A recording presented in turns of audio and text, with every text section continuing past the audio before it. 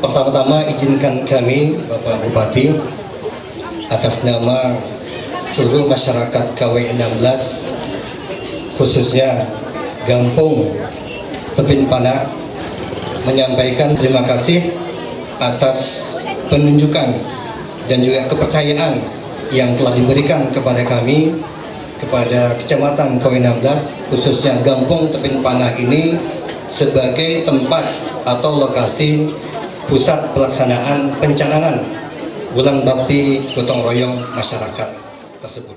Saya mewakili panitia yang ada sangat berterima kasih kepada semua SKPK yang telah memberikan bantuan segala macam untuk daerah Tepin Panah, dan terima kasih yang sebesar-besarnya kepada masyarakat Tepin Panah khususnya.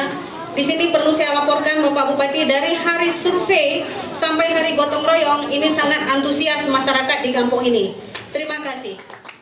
Gotong royong adalah budaya Islam dan menjalankan ajaran Islam. Ini adalah perintah leluhur